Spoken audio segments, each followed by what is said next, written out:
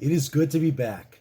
The 2023 WNBA season is here, the 2023 Atlanta Dream season is here, and the second season of DFR, Dream Fan Reaction, is here. If a bit late for the first game. But no matter, it's just really good to be back. The Dream narrowly missed the playoffs last season and are looking to get back for the first time in a couple of years now. And one of the best parts of a new season is almost no injuries or overseas commitments to speak of. The starting lineups are generally pretty clean and what they're supposed to be all season long. And that is definitely the case for Atlanta. Alicia Gray in the lineup against who else? The team that she called home for the last several years, Dallas. Dallas, however, is going to be without Diamond DeShields due to a knee injury, and she could be out for quite a while. Best wishes to her. Hope she can get back on the court sometime this season. Dallas is a much better team with her on it. Now, right off the bat, I have a little bit of a problem. I could have sworn I was looking at NBA 2K23 with both teams wearing dark jerseys. I've said it before and I'll say it again, I never liked this look. Dallas has some of the best home white jerseys in the entire league, and they're just gonna lose it just so they can wear black on at home. I don't understand. It's only a nitpick, but I would have thought that with every team getting dedicated home and away jerseys 2 seasons ago, that this kind of thing would be avoided. I hate the color rush in the NFL, and I hate it in the WNBA. But again, just a little nitpick. On to the game. Merely 9 seconds in, Tiara McCowan gets a personal foul. And then a minute later, Ryan Howard's foul puts the Wings in free throw position, and Sato Savali draws first blood with it. Natasha Howard, Dallas' newest addition, gets a pretty nice three, and the team in general is doing a pretty good job of keeping the ball away from Atlanta.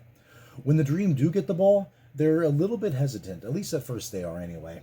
It took just over 3 minutes for the Dream's first points, a two-pointer from Cheyenne Parker.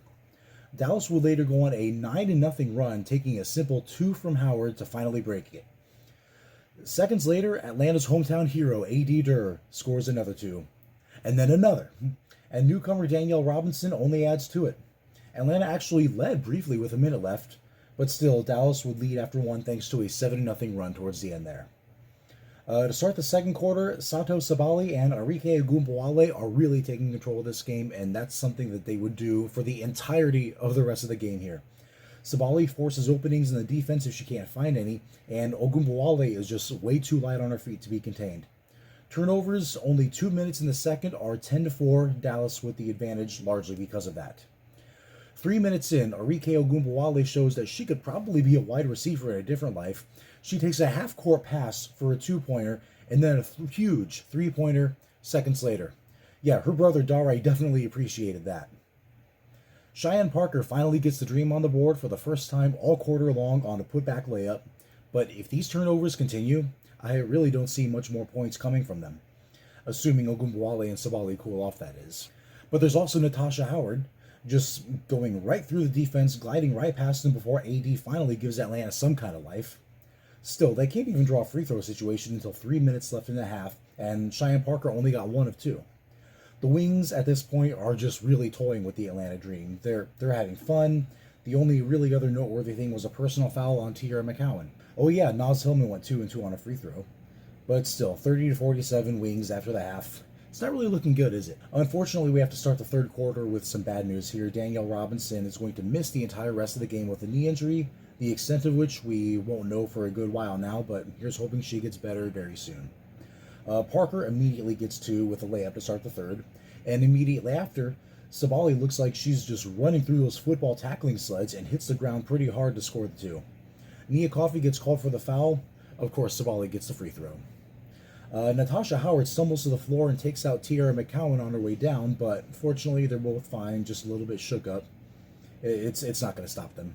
I don't think anything's going to stop them. For a while, it looks like the Dream, though, might be making a little bit of a comeback. They were making shots and limiting the Wings' chances, and then something just kind of lit a fire under the Wings, and it looked just like the last 2 quarters.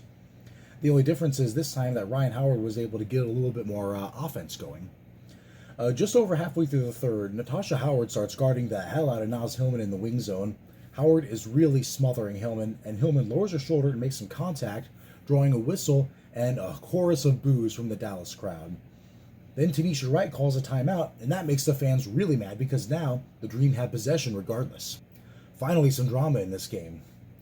Howard would get a foul anyway against AD, though. AD hits both free throws, and then Ogunbowale will one-up them. Because of course she does. Then Sabali. The distraction was nice while it lasted, I guess. They tried to get something going on in the final minutes, but it didn't really make much of a difference. Wings lead 69-59.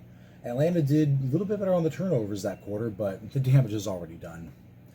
Very, very little changing in the fourth quarter.